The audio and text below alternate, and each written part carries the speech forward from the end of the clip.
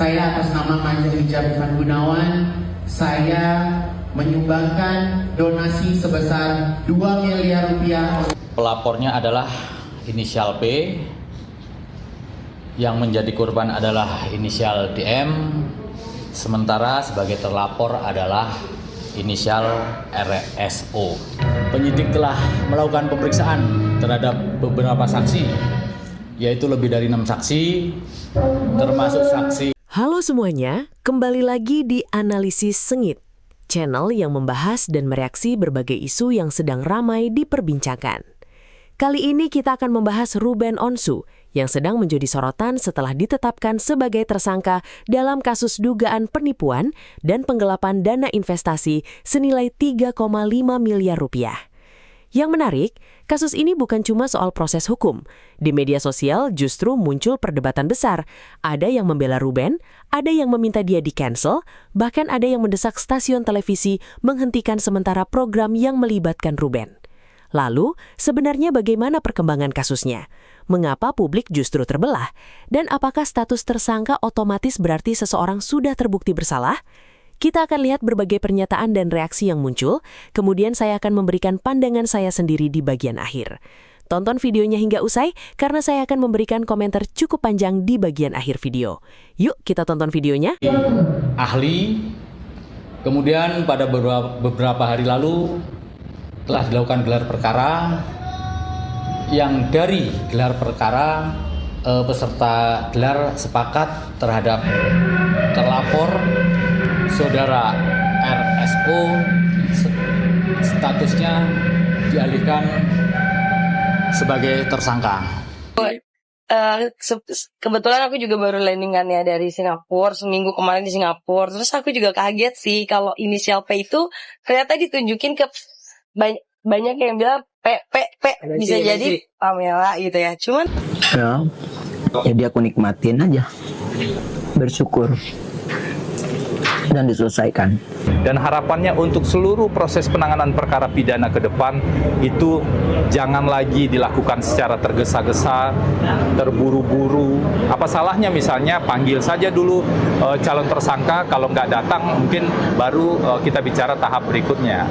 Ini ujuk-ujuk ditetapkan sebagai tersangka. Ruben Onsu dikabarkan ditetapkan sebagai tersangka di Polres Jakarta Selatan. Di dalam hukum pidana ada yang namanya praduga tak bersalah. Artinya, seseorang yang ditetapkan menjadi tersangka, misalnya oleh kepolisian, belum dapat atau belum bisa dikatakan bersalah sampai adanya putusan pengadilan. Jadi, sebelum adanya putusan pengadilan, kita tidak boleh mengatakan seseorang itu melakukan tindak pidana.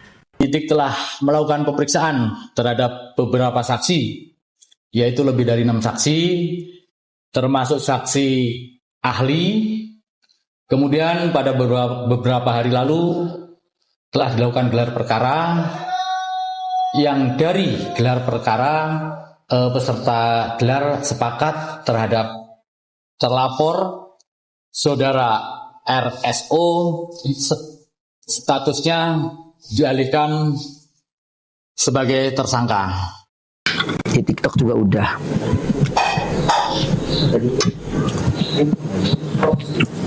Ya, jadi aku nikmatin aja, bersyukur dan diselesaikan. Jadi untuk para pembenci, ya nggak apa-apa juga, emang ngapain juga buat baik buat lo, ya nggak.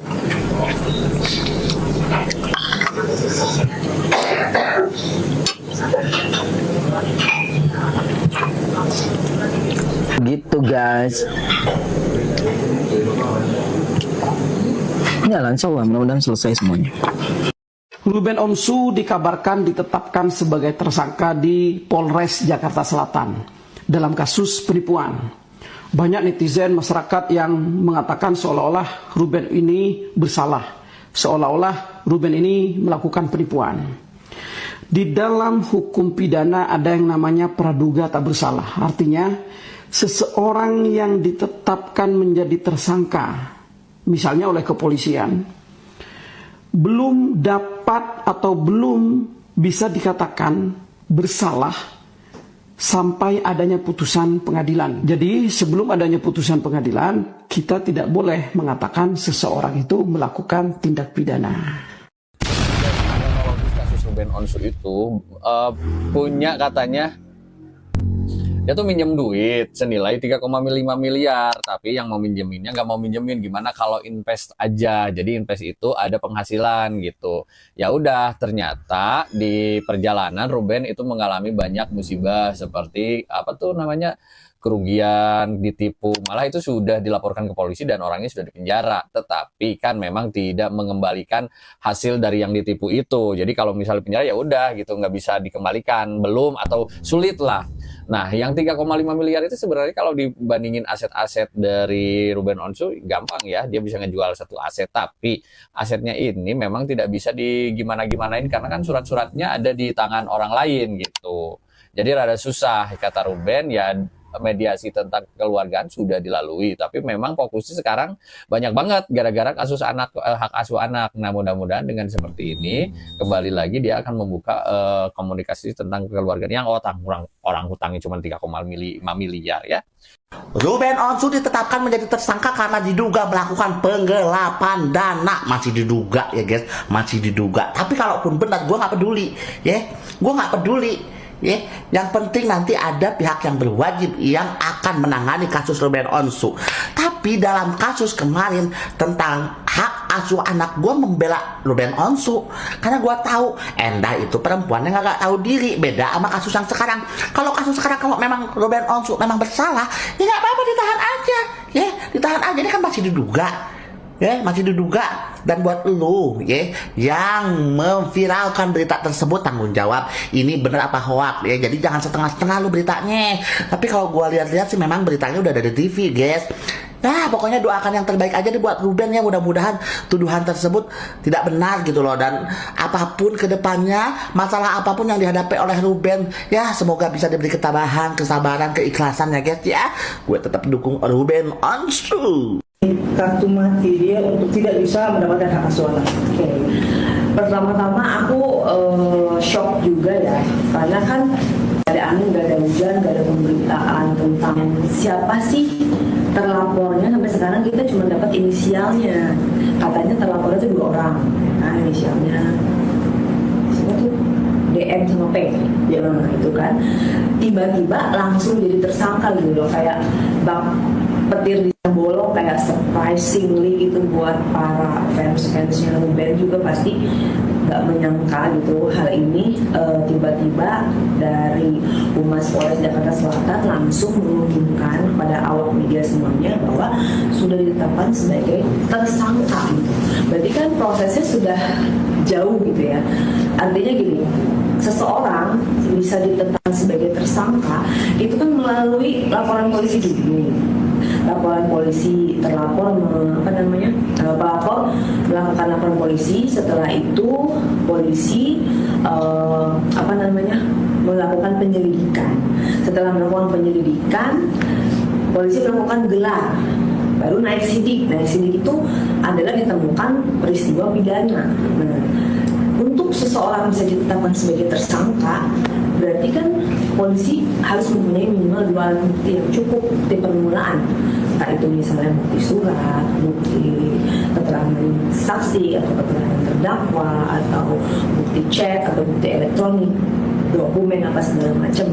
Berarti sudah memenuhi unsur untuk versinya dari tim penyidik kan. Tapi kembali lagi, fakta yang sebenarnya kan kita belum tahu dari versi RO ya, terlapor ini bagaimana sih sebenarnya. Karena kalau yang dikenakan pasalnya katanya diduga penipuan, penggelapan, yang mana itu ancaman hukumannya masing-masing 4 tahun, dendanya kategori 4 dan kategori 5, yang 1 200 juta, yang 1 500 juta. Kalau misalnya penipuan itu kan harus ada unsur bujuk rayu, rangkaian bohong, tipu muslihat, dia harus menggunakan kedudukan palsu, martabat palsu, nama palsu gitu. Itu harus unsur-unsur tersebut harus terbukti gitu. Tuh, jadi ya kan balik lagi ya, asas praduga tak bersalah. Menjadi tersangka belum tentu nantinya menjadi terdakwa, belum tentu juga menjadi terpidana, masih disangkakan gitu kan, dugaan-dugaan yang memenuhi unsur tersebut. Itu kalau misalnya katakanlah beritanya kan mengenai bisnis ya, investasi kan gitu kan. Nah, selama Ruben atau selama RO bisa membuktikan misalnya investasi bisnisnya apa nih? Yanti 854. Ya, mudah-mudahan RO nggak dipenjara. Kalau dari kasusnya ini sebenarnya ya sudah ditetapkan tersangka, ya kan? Tapi sebelum putusan dari kejaksaan itu sebenarnya belum bisa dipenjara, dia belum bisa. Masih terselamatkan lah ya kan. Kalau soal di penjerong itu dia masih bisa memang ya. Tapi aku nggak tahu nih hatinya Ruben sesakit apa. Ibarat kata dia itu jadi kayak menyimpan sesuatu gitu loh, yang suatu saat nanti dibuka dia gitu loh. Nah, inilah cara dia membalas mantan istrinya. Ya, dari kasus inilah dia membalas mantan istrinya. Karena dana itu mengalirnya ke mantan istrinya itu gitu loh ya. Sebenarnya yang digadang-gadang 2 miliar, kalau yang tak lihat itu duit Ruben itu ada untuk menyelesaikan itu, tapi rasa sakit hati dia terlalu besar gitu loh, sehingga dia nggak mau menyelesaikan itu. Lihat rumah ya, kalau bisa kita lihat rumah yang di rumah peninggalan si Ruben Onsu ya, yang dulu si CEO perbehaan bikin konten kopi di situ. Nah, tiap bulan itu kan masih lancar bulanannya. Tapi begitu dia direndahkan sama si Sarwenda, akhirnya dia stop semua apa yang dia kasih gitu loh. Jadi semuanya ini ada sebab ada akibat dari mantan istrinya. Nah, kalau memang ya kita sama-sama berdoa lah ya, berdoa yang terbaik buat mereka berdua ya kan. Si Sarwenda nggak usah bertingkah, si Ruben juga ya meredamkan amarahnya gitu loh, karena gimana pun mereka adalah orang tua dari anak-anaknya kan begitu. Doa yang terbaik aja buat mereka dari kita. Udah ada pernyataan resmi, tapi para fans-fansnya bilang itu bukan RSO, itu bukan RSO, itu orang lain, RO orang baik.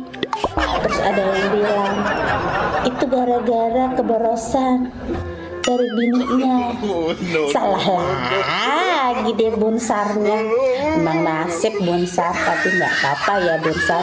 Tuhan menunjukkan jalan kebenaran buatmu. Semangat janda kami, janda yang paling cantik saat ini. Ya, Bunda Sarwenda tetap semangat, kami tetap mendoakanmu. Tuh ya kan. Ayo guys, jangan lupa kita tetap mendukung Bunda Sarwenda kita. RO jadi tersangka. Kenapa banyak netizen justru membelanya?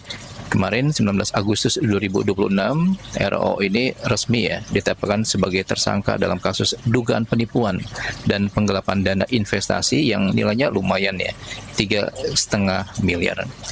Tapi ya logikanya seorang public figure sekelas RO berurusan dengan hukum biasanya kan akan ditinggalkan ya. Tapi yang terjadi ini justru sebaliknya. Coba deh cek medsos ya, terutama kolom komentarnya. Ini artis RO ini banjir doa dan dukungan ya. Dan sahabatnya juga yakin kalau dia bisa melewati ujian ini. Nah, ini menarik ya untuk dibedah dan dianalisa menurut ilmu sosiologi, ilmu psikologi, dan juga ilmu spiritual. Ini RO ini lahir 15 Agustus ya, titik-titik. Ini Senin Pon. Seninnya adalah Soma, yaitu air, ketenangan, dan kesabaran. Pon adalah ketegasan dan keadilan. Neptus 11 adalah pengayoman, perlindungan dari Yang Maha Kuasa. Dalam ajaran Islam Jawa, Neptus 11 ini disebut dengan Pamoring Gusti, bersatunya hamba dengan kehendak Tuhan. Orang dengan angka Neptu 11 itu akan selalu dijaga dan diberi jalan keluar dari setiap kesulitan. Nah, ini artinya Neptu 11 itu punya hubungan perlindungan spiritual yang lumayan kuat ya. Dia nggak mudah jatuh. Dia juga bisa terpukul ya memang, tapi akan bangkit lagi. Nah, dalam serat centini, wong kang Neptu 11 bakal tansah diparingi dalan metu. Dalam ilmu psikologi sosial, kita bisa metik pelajaran ya dari fenomena ini. Yang pertama, RO ini nggak lari dari tanggung jawab. RO tetap ingin bertanggung jawab dan menyelesaikan masalah secara kekeluargaan. Dia bahkan berkomitmen akan bayar utang 3,5 miliar ini dalam waktu dekat. Dalam psikologi ini disebut dengan internal locus of control. Dia tidak menyalahkan orang lain. Ini disebut dengan tawakal, berserah diri setelah berusaha maksimal. RO mengaku ini cuma miskomunikasi ya. Dan ini diperkuat oleh kuasa hukum RO yang menyatakan bahwa kasus ini berawal dari hutang piutang dan kerjasama. Dan ini bukan niat jahat ya. Ini memang konteksnya adalah bisnis ya. RO ini meyakini ya, ini cuma miskomunikasi. Dan publik juga ngebaca ini memang ada miskomunikasi dan ada ketulusan, bukan kejahatan. Yang ketiga, RO ini tetap fokus pada anak. Jadi tanggung jawab seorang ayah kepada anak kandungnya, walaupun ya diterpa badai hukum. Dan RO tetap fokus pada hak asuh anak, dan ini dalam psikologi disebut dengan value driven behavior. Tindakan yang konsisten dengan nilai-nilai luhur. Ini tanggung jawab yang diamanahkan oleh Allah ya kepada seorang ayah. Yang keempat, citra RO ini sebelum kasus ya. Ini banyak orang mengenal sebagai ayah yang memang berjuang ya, bertanggung jawab. Dan publik juga melihat ya, RO ini ngebangun masjid dan rumah tahfiz. Dan publik melihat dia itu cuma korban ya, bukan pelaku. Dan dalam meniteni serat diri, ini adalah tilas laku, jejak kebaikan yang akan selalu dikenang. Seperti analisa saya di VT sebelumnya, RO ini tidak akan dipenjara ya. Bukan karena dia kebal hukum, tapi karena energi kebenaran sedang berpihak padanya. Dan kita bisa ngelihat fakta ya, dan ini sedang berseliweran ya di medsos. Jadi jika Anda memang ingin membela kebenaran, silakan berisik di medsos ya. Guys. Maaf ya, ini aku bilangnya oknum ya. Oknum dari agama ini ya. Apa tidak diajarkan dalam agamanya? Apa tidak diajarkan, maaf ini oknum ya aku bilangnya, dalam agamanya bahwa mengolok-ngolok hamba Tuhan itu sama dengan dosa? Diajarkan nggak? Maaf juga, bukankah dalam kitab kalian, ini oknum aku bicara ya, kalau kalian, bukan kalian, emang iya, dan pasti kalian menganggap ini musuh kan, menganggap Ruben ini musuh, ya kan? Ingat, ini maaf nih oknum nih, dalam agama kalian juga ada ayat yang mengatakan, kasihanilah musuhmu seperti kau mengasihani diriku. Dengan seperti ini kau mengasihani musuhmu enggak? Hah? Itu aja. Kau sudah membantah ayat dari agamamu. Jadi maaf, akun-akun sampah seperti ini, ayat Tuhannya juga dilanggar. Kayak mana mau percaya? Video khusus untuk para ibu-ibu, ya tolong sebarkan video Cimamo ini segera kepada suami-suami di luar sana. Bapak, koko-koko yang punya istri di rumah, yang selalu mencukupkan keadaan kondisi di rumah tanpa meminta sesuatu yang berlebihan seperti yang kita dengar dari kasus Siko R dan itu ya, yang kompor untuk daging naga itu ya, hargailah ya ibu-ibu rumah tangga yang selalu tidak neko-neko. Oke, mulai dari sekarang lebih hargailah dan lebih cintailah istri-istri kalian, oke? Urusan sama Sarawenda aja belum kelar, sekarang Ruben Onsu malah mendadak menjadi tersangka. Jadi, pihak kepolisian itu resmi naikin status Ruben Onsu jadi tersangka gara-gara kasus dugaan penipuan dan penggelapan dana investasi. Simpelnya tuh gini, awalnya Ruben Onsu itu ngajak kerja sama bisnis, tapi uang modal investor itu nggak balik dan janji keuntungannya ya malah zonk. Makanya laporan dari tahun lalu sekarang lagi diproses serius sama polisi. Bayangkan gimana pusingnya itu Ruben Onsu sekarang. Urusan keluarganya aja belum beres, tapi harus ngadepin masalah hukum kayak gini. Eke jadi nelpon, karena bertanya-tanya terus. Oke, gue jawab ya. Jadi Gio kenal sama gue, bukan gue kenal sama Gio ya. Gio itu berkenalan sama gue di tahun 2017 atau 2018. Dia masih culun banget ya. Badannya tuh nggak kayak sekarang atletis gitu. Atletis juga karena sesuatu gitu kan. Nah, dia kenal sama gue, dia follow gue. Dari dulu dia follow Instagram gue, tapi gue tidak pernah follow dia balik ya, karena dia tuh bukan seperti yang fans-fansnya pikirkan, Papio, Mamio, Sarwenda Bola Lampung itu. Bukan kayak gitu. Dia tuh B aja, Bor. Dia B aja. Nah, kenapa sih waktu itu kok tiba-tiba gue nolongin dia? Kalau nggak salah tuh dia ditahan di Polda Metro tahun 2019 apa 2020, gue lupa gitu. Dia pakai Sinte kan, dia beli di Instagram online lah, ketahuan sama polisi situ kan. Dicari dia, habis itu dia kabur lewat tangga darurat, ketemulah dia di satu daerah Bandung atau Jawa Barat lah pokoknya. Nah, habis itu gue juga nggak tahu kenapa kok dia minta tolongnya ke gue gitu. Kenapa nggak ke temen-temennya yang lain gitu? Kenapa nggak ke keluarganya gitu? Sebetulnya gue kasihan juga sih sama keluarganya gara-gara gue nagih utang secara online. Karena busuknya Gio ini tuh banyak sekali. Nanti takutnya malah keluar yang lain-lain gitu. Kasihan juga adiknya kan yang cowok juga pernah punya masalah tuh sampai ganti nama gitu kan. Kenapa sih gue tagih? Karena gue udah menagih secara baik-baik melalui DM dulu, WhatsApp, tapi nggak pernah ada respon. Apalagi semenjak dia viral sama si Sarwenda ini kan, makin menggilanya dia. Dipikirnya, oh CEO, pengusaha, orang kiung riuk. Nggak ada riuk-riuknya, nggak ada kiong-kiongnya gitu.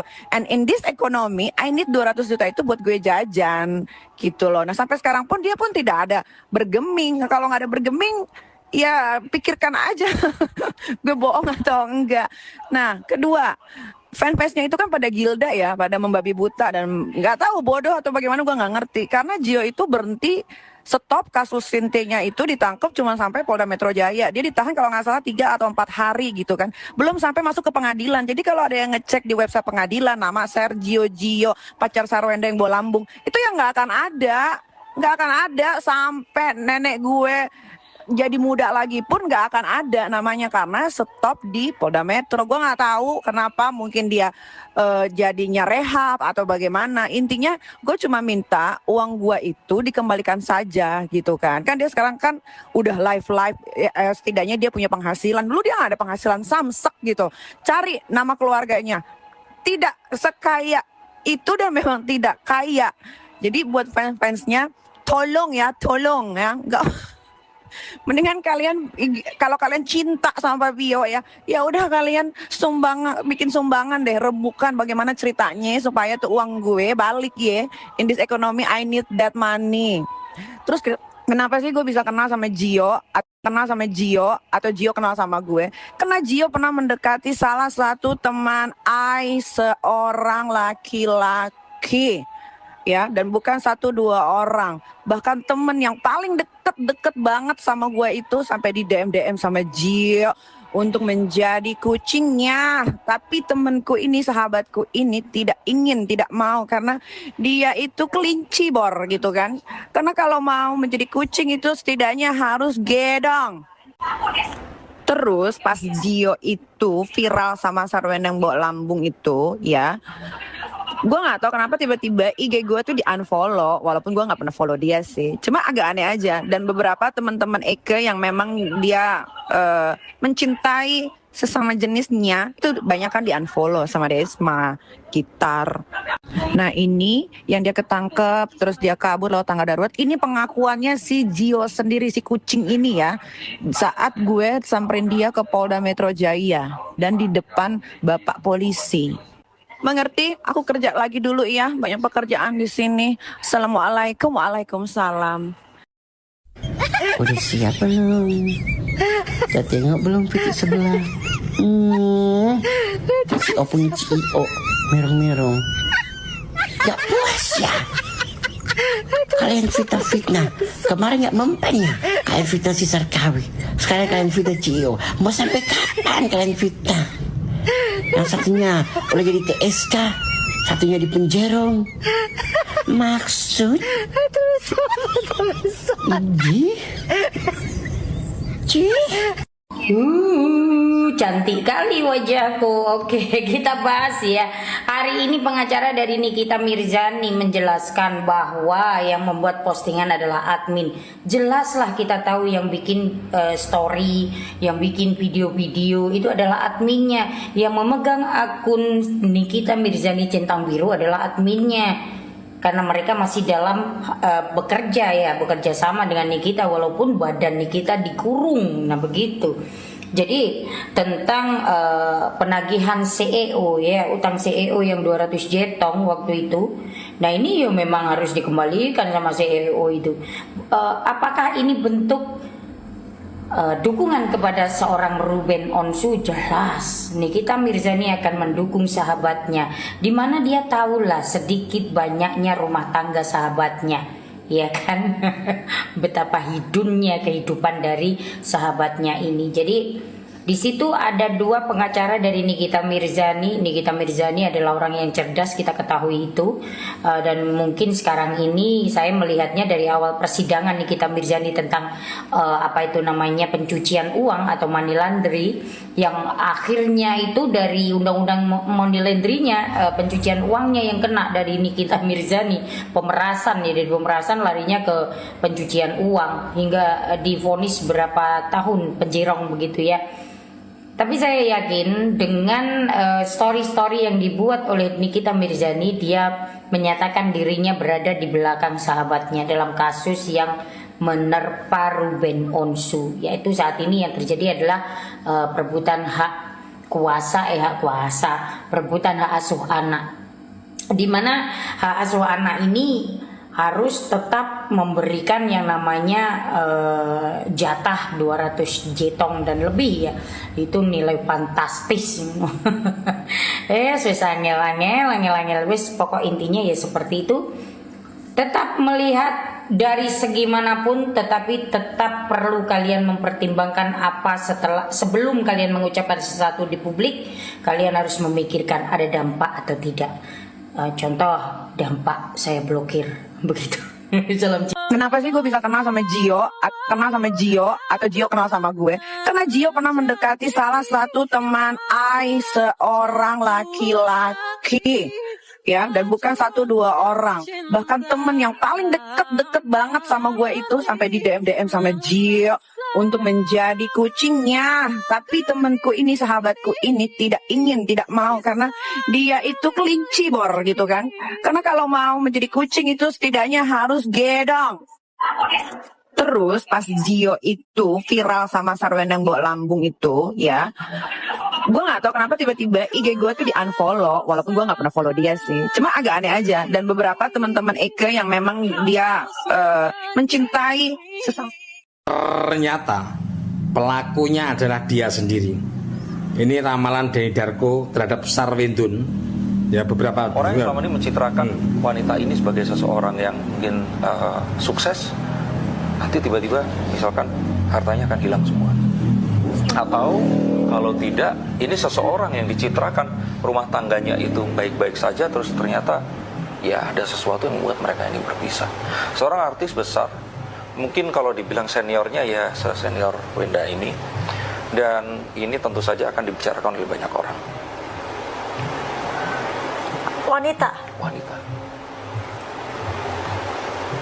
Inisial nggak ada. Aku nggak pernah ngasih inisial. Nggak tahu kan tuh. Kamu kenal? Aku kenal. Berarti kalau kenal yang pasti bukan aku. Seperti itu. Aduh. Tapi kalau kulihat sih ini satu hal yang sebenarnya sudah lama terjadi, tapi baru orang mungkin tahunya sekarang. Jadi artinya ada berusaha memang untuk menutupi semua hal yang terjadi, tapi finally ternyata ini orang akhirnya terlihat. Itu sangat disayangkan.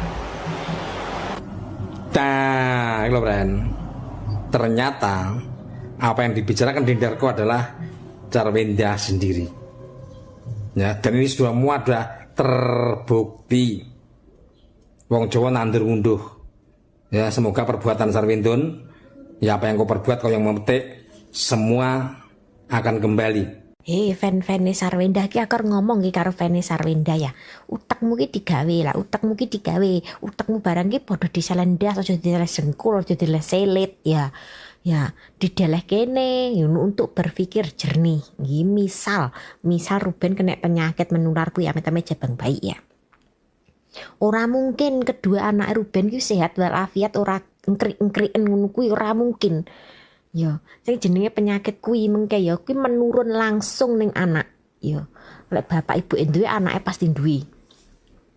Kuwi, ya. Jadi kalian ki ikine digawe ya disersing ngono kuwi lah ya. Lek kalian gedeng karo Ruben gak popo, gak seneng karo Ruben gak popo, arep membela Sarwenda gak popo, tapi ya aja menutup mata dengan keadaan dan bukti-bukti nyata ngono kuwi. Penyakit kuwi iki gak main-main loh, guys.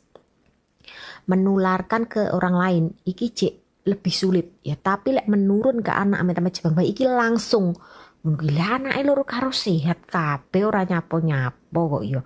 Terus nek anake memang kena penyakit kuwi aku yakin gak mungkin keterima ning international school ya, paling juga pasti homeschooling isin wong anak-anak iku mengke lek sampai dia penyakit kuwi mengke bocah iki pasti malu ya, berinteraksi karo kanca-kanca iki pasti malu, pasti minder, pasti dikucilkan juga. Lah niki kan enggak sekolah ning internasional.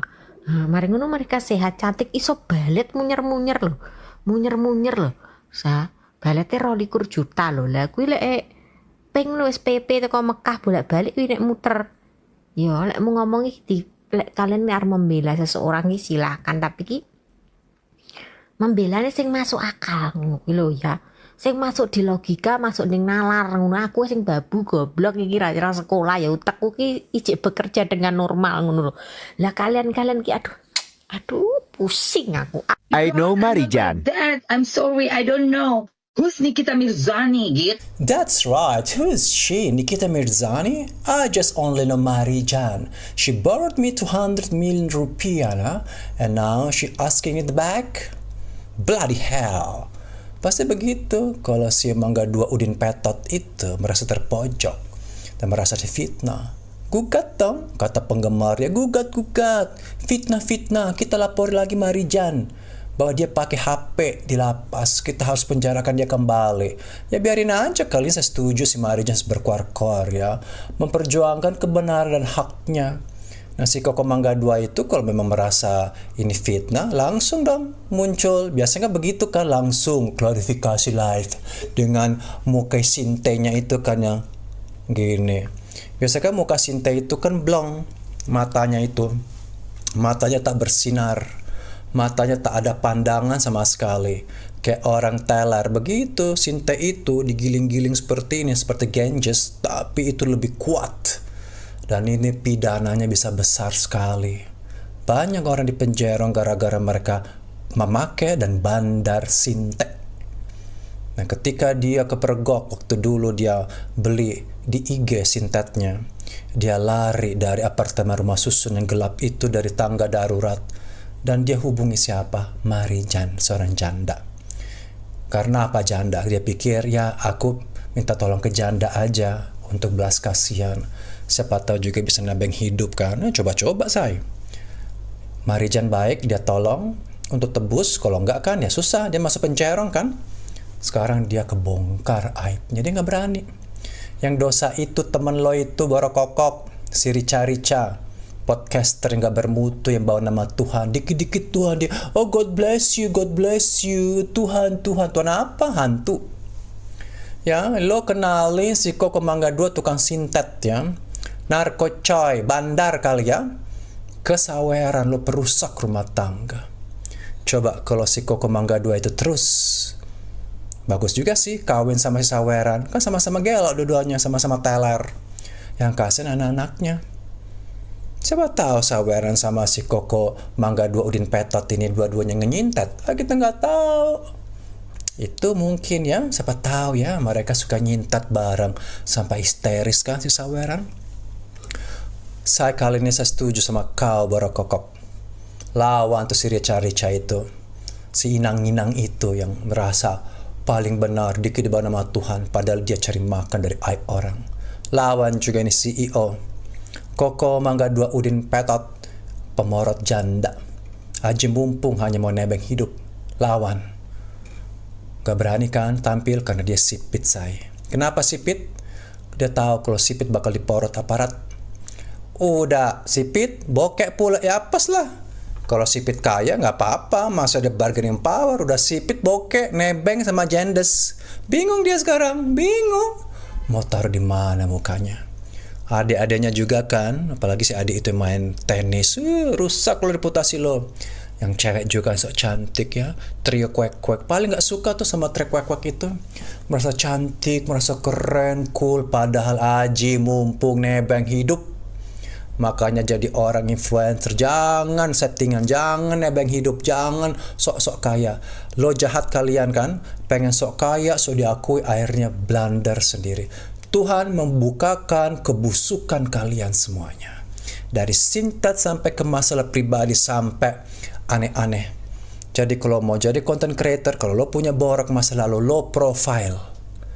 Jangan ngangkat diri. Sok paling pinter, jago, akhirnya orang kesel, lacak masa lalu lo. Dan lo apa sekarang? Lawan berokokok. Bila perlu kita harapkan si Marijan cepat bebas untuk lawan bandit-bandit ini. Yang bandit-bandit tukang porot. Ketika mereka ditagih kabur, dasar CEO. 200 juta CEO kabur, maling.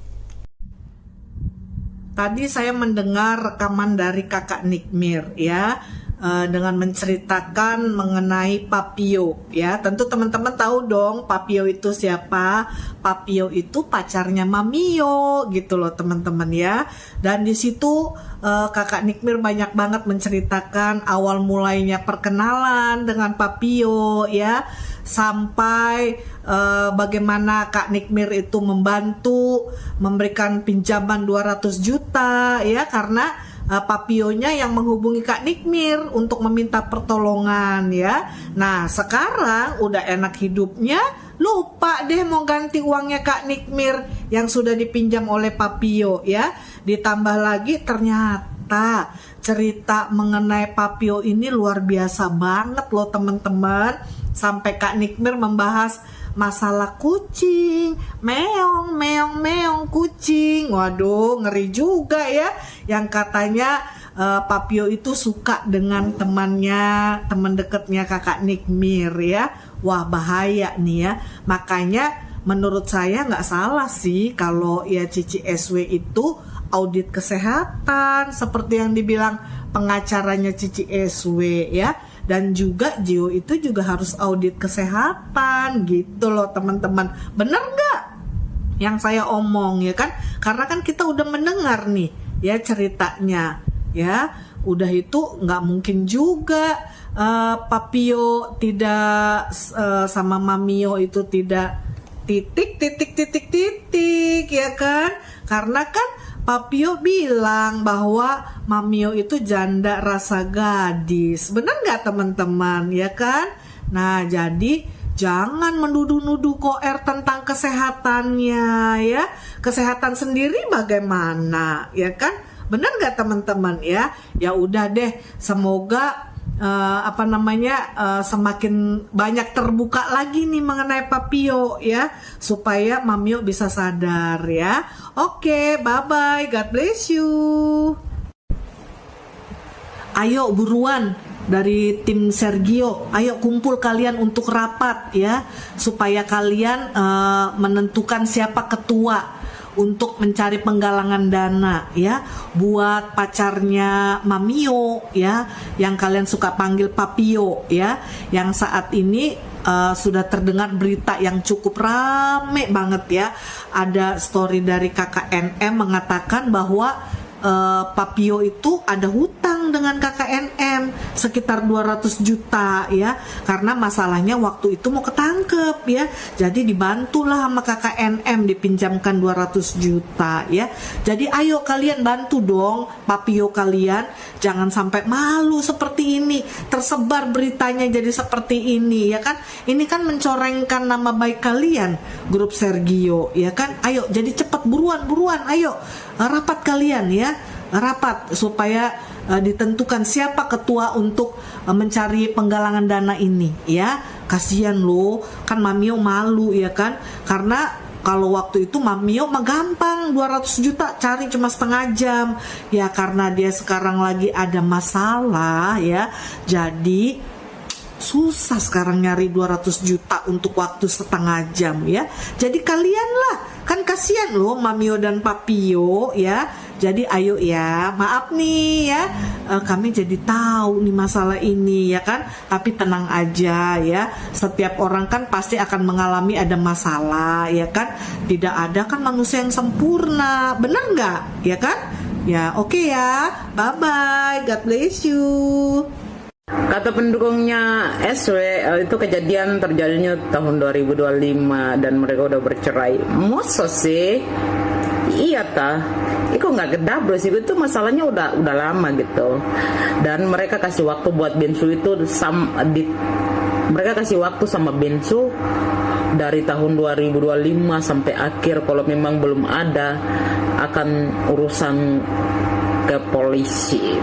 Dan di tahun 2026 terjadilah gitu ceritanya ya.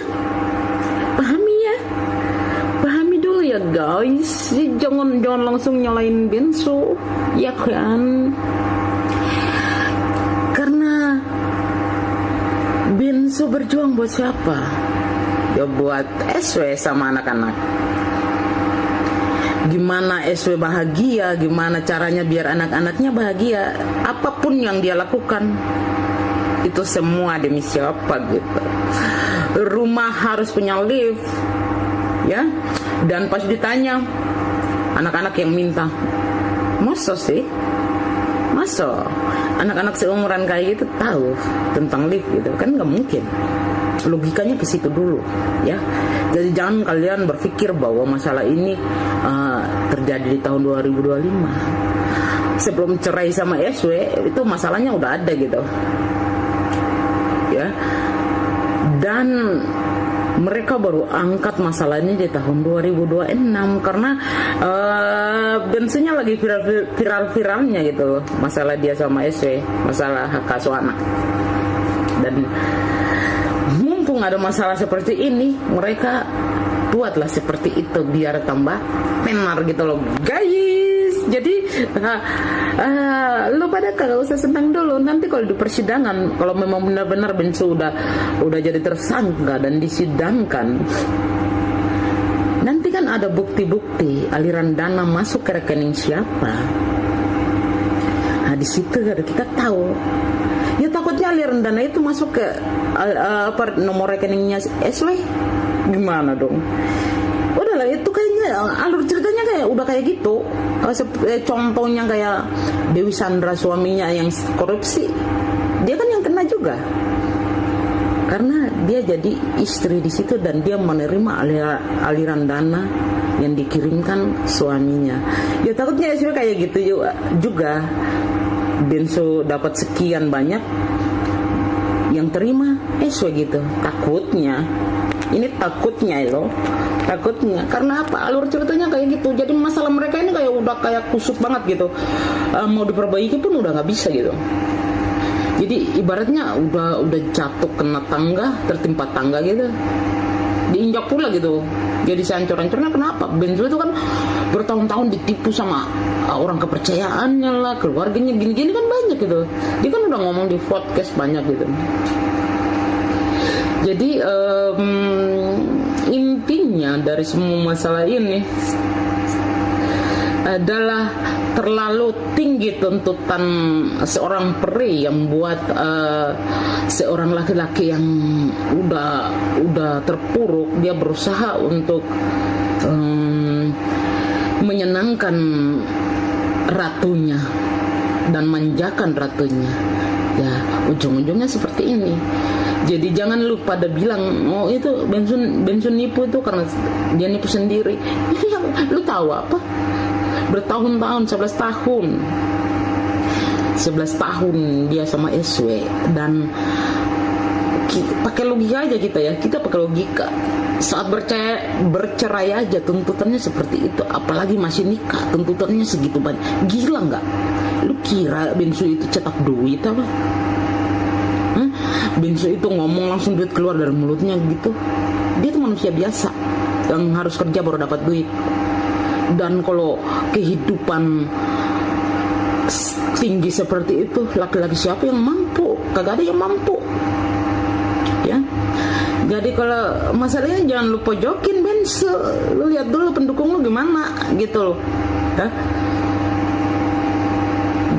Gimana caranya Bensu biar SW bahagia, gimana biar anak-anaknya dapat kenyamanan. Dia berusaha sebaik mungkin walaupun dia pinjam sana pinjam sini. Paham lo Pak De? Itu aja. Dari situ aja kalian buka mata dan renungkan sendiri. Makasih pendukungnya SW, jangan girang dulu. Bye-bye. Kalau saya melihat keseluruhan persoalan ini, menurut saya kasus Ruben Onsu ini jauh lebih rumit daripada sekadar judul Ruben Onsu jadi tersangka. Justru yang menurut saya paling berbahaya adalah ketika masyarakat melihat satu kata, yaitu tersangka, kemudian langsung mengambil kesimpulan bahwa orang tersebut pasti melakukan kejahatan. Bagi saya itu cara berpikir yang terlalu terburu-buru. Status tersangka menunjukkan bahwa proses hukum sedang berjalan dan penyidik mempunyai dasar untuk menetapkan seseorang dalam posisi tersebut. Tetapi proses pembuktian tetap harus dihormati. Saya pribadi tidak mau ikut-ikutan memvonis seseorang hanya berdasarkan potongan berita atau narasi dari media sosial. Yang juga menarik perhatian saya adalah angka 3,5 miliar rupiah yang berkali-kali disebut dalam pemberitaan. Dari narasi yang ada, persoalannya berkaitan dengan kerjasama bisnis atau investasi yang kemudian menimbulkan persoalan mengenai pengembalian dana dan keuntungan yang dijanjikan. Nah, menurut saya disinilah publik harus lebih hati-hati. Kita perlu membedakan antara utang, kerjasama bisnis yang bermasalah, kegagalan investasi, wan prestasi, dan dugaan tindak pidana. Bagi saya semuanya tidak bisa begitu saja dicampur menjadi satu. Kalau memang ada unsur pidana, biarkan penyidik dan pengadilan yang membuktikannya. Kalau ternyata persoalannya lebih kepada hubungan bisnis yang gagal, tentu konteksnya juga berbeda. Saya juga merasa cukup prihatin melihat bagaimana persoalan hukum seseorang kemudian langsung melebar ke persoalan pribadi dan keluarga. Ruben sedang menghadapi persoalan hukum, tetapi pada saat yang sama namanya juga masih terus dikaitkan dengan persoalan rumah tangga, mantan pasangan, hak asuh anak, dan berbagai macam narasi lain. Menurut saya ini justru membuat persoalannya semakin kusut. Publik akhirnya tidak lagi fokus pada inti kasus, tetapi malah membongkar semua hal yang berkaitan dengan kehidupan pribadi orang tersebut. Saya pribadi juga tidak setuju dengan budaya menghakimi seseorang hanya karena sedang tersandung masalah. Hari ini seseorang bisa dibela habis-habisan, besok bisa dihujat habis-habisan. Padahal kebenaran hukum tidak seharusnya ditentukan oleh jumlah komentar di media sosial. Kalau Ruben memang tidak bersalah, tentu proses hukum harus memberikan ruang untuk membuktikannya. Tetapi kalau nantinya terbukti bersalah melalui proses pengadilan, ya menurut saya juga harus berani menerima konsekuensinya. Jadi dukungan kepada seseorang seharusnya tidak berarti kita membutakan diri terhadap fakta. Begitu juga dengan orang-orang yang sekarang mendesak televisi untuk memboikot Ruben. Kalau menurut saya, masyarakat memang punya hak untuk menyampaikan pendapat dan kritik, tetapi jangan sampai kritik berubah menjadi penghukuman sosial sebelum proses hukum selesai. Saya melihat fenomena seperti ini semakin sering terjadi. Seseorang baru berstatus tersangka, tetapi publik sudah meminta karirnya dihentikan, pekerjaannya dihentikan, bahkan kehidupannya seolah-olah harus dihancurkan. Menurut saya ini sudah masuk wilayah yang perlu kita renungkan bersama. Jangan sampai cancel culture berjalan lebih cepat daripada proses hukum. Hal lain yang membuat saya tertarik adalah munculnya berbagai pihak yang ikut memberikan komentar dan membela Ruben. Ada yang mengatakan Ruben akan menyelesaikan persoalan tersebut, ada yang menyebut masalah ini berkaitan dengan bisnis, dan ada pula yang memberikan penilaian dari sisi psikologi maupun spiritual. Menurut saya dukungan seperti itu boleh saja selama tidak berubah menjadi klaim bahwa seseorang pasti benar tanpa melihat bukti. Saya pribadi lebih nyaman mengatakan kita dukung prosesnya tetapi jangan mendahului hasilnya. Kemudian ada juga narasi mengenai Ruben yang disebut memiliki aset dan sebenarnya bisa saja mencairkan aset tersebut. Nah, menurut saya logika seperti ini juga harus hati-hati. Memiliki aset tidak otomatis berarti seseorang bisa dengan mudah mencairkan aset tersebut. Ada aset yang memiliki persoalan surat, kepemilikan, atau kondisi tertentu sehingga tidak bisa langsung dijual. Jadi saya tidak mau ikut menyimpulkan hanya karena seseorang terlihat kaya, berarti semua persoalan keuangan pasti mudah diselesaikan. Saya justru melihat ada satu hal yang sangat penting dari kasus seperti ini, yaitu persoalan komunikasi. Kalau memang benar ini berawal dari kerjasama bisnis dan kemudian terjadi persoalan pengembalian dana, sebenarnya komunikasi antara pihak-pihak yang terlibat sangat penting. Tetapi ketika komunikasi sudah buntu, laporan polisi menjadi pilihan, dan akhirnya kasus tersebut masuk ke ranah pidana, tentu persoalannya jauh lebih serius. Saya juga ingin menyoroti bagaimana beberapa narasi di media sosial membawa-bawa mantan pasangan Ruben. Menurut saya ini harus dipisahkan. Kalau memang ada persoalan hukum antara Ruben dengan pihak pelapor, ya fokusnya adalah kasus tersebut. Jangan setiap persoalan Ruben kemudian otomatis diarahkan kepada mantan istrinya atau keluarga. Apalagi sampai membuat kesimpulan bahwa satu pihak pasti menjadi penyebab semua masalah pihak lainnya. Menurut saya itu terlalu sederhana untuk persoalan yang sebenarnya sangat kompleks. Yang paling saya khawatirkan justru adalah ketika masyarakat mulai memilih fakta berdasarkan siapa yang mereka sukai. Kalau kita suka Ruben, semua informasi yang membela Ruben langsung dianggap benar. Kalau kita tidak suka Ruben, semua tuduhan langsung dianggap benar. Begitu juga sebaliknya. Menurut saya ini bukan cara yang sehat dalam mengikuti sebuah kasus. Kita harus punya standar yang sama. Kalau kita meminta bukti dari pihak yang menuduh, maka kita juga harus meminta bukti ketika ada pihak yang membela. Jangan hanya kritis kepada orang yang tidak kita sukai. Dan saya rasa inilah alasan kenapa kasus seperti ini menarik untuk kita bahas. Bukan semata-mata karena siapa yang jadi tersangka, tetapi karena kita bisa melihat bagaimana opini publik bekerja. Satu berita bisa berkembang menjadi puluhan narasi. Satu pernyataan bisa dipotong menjadi bahan perdebatan. Kemudian masyarakat mulai mengambil posisi masing-masing. Ada yang membela, ada yang menghujat, ada yang meminta boikot, bahkan ada yang membawa persoalan lama untuk memperkuat pendapatnya. Menurut saya, posisi saya sederhana. Saya tidak akan mengatakan Ruben Onsu bersalah sebelum ada keputusan pengadilan. Tetapi saya juga tidak akan mengatakan Ruben pasti tidak bersalah hanya karena saya bersimpati kepadanya. Menurut saya, dua-duanya sama-sama tidak tepat. Kita tunggu proses hukumnya. Kalau ada bukti, silahkan diuji. Kalau ada pembelaan, silahkan disampaikan. Kalau ada kesalahan, harus dipertanggungjawabkan.